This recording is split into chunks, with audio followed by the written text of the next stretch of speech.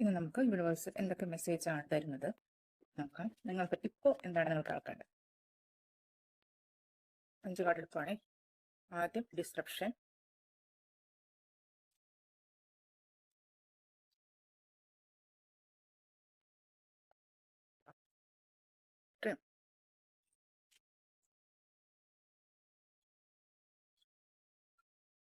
Crown ചക്ര, spiritual strength. ഒരു card എടുത്ത് അവസാനിപ്പിക്കാം. Fulfilment of wishes. വ്യക്തമായിട്ട് ഒരു സ്പിരിച്വൽ അവേക്കനിങ്ങിൻ്റെ ഒരു മെസ്സേജാണ് ഇന്ന് നമുക്ക് ലഭിച്ചിരിക്കുന്നത്.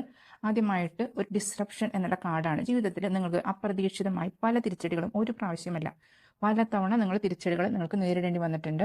ആ തിരിച്ചടികൾ നേരിട്ടപ്പോഴൊക്കെ നിങ്ങൾ അത്യന്തം വേദനിച്ചെങ്കിലും നിങ്ങൾ അതിൽ നിന്നെല്ലാം സ്വന്തം പരിശ്രമത്താലും പ്രാർത്ഥനയാലും പടിപടിയായി ഉണർന്ന് എഴുന്നേറ്റ് മുന്നോട്ട് പോകുന്ന വ്യക്തികളാണ്.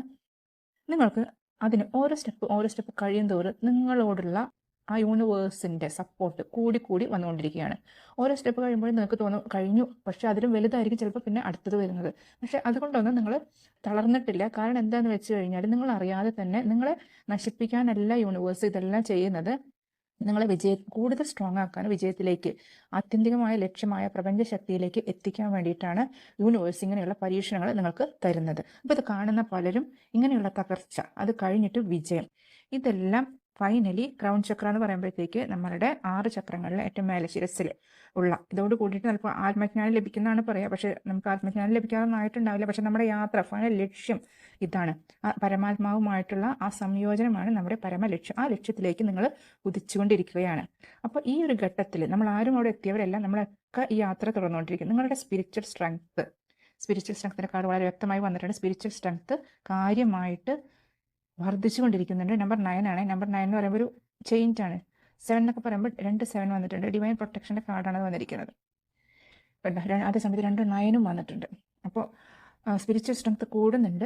അതോടുകൂടി നിങ്ങളുടെ പല ആഗ്രഹങ്ങളും നടക്കാതിരുന്ന പല ആഗ്രഹങ്ങളും നിങ്ങൾക്ക് സാധിക്കാനുള്ള സമയമായി എന്ന് മനസ്സിലാക്കുക. അപ്പോൾ പ്രത്യേകിച്ച് പൂജാ സമയമൊക്കെയാണ്. അപ്പോൾ ഇപ്പോൾ ഈ സമയത്ത് മെഡിറ്റേഷനൊക്കെ സ്റ്റാർട്ട് ചെയ്യുന്നത്, പ്രത്യേകിച്ച് വിജയദശമി ദിവസമൊക്കെ മെഡിറ്റേഷൻ സ്റ്റാർട്ട് ചെയ്യുന്നത് വളരെ നല്ലതാണ്. അപ്പോൾ ഈ അവസരങ്ങൾ പ്രത്യേകിച്ച് എനർജി കൂടുതലുള്ളൊരു പ്രത്യേക സമയമാണ് ഇപ്പോൾ. അപ്പോൾ അങ്ങനെയുള്ള വിശ്വാസങ്ങളുള്ളവർ ആ രീതിയിൽ പ്രാർത്ഥന, ധ്യാനം, കാര്യങ്ങളൊക്കെ ആയിട്ട് മുന്നോട്ട് പോവുക.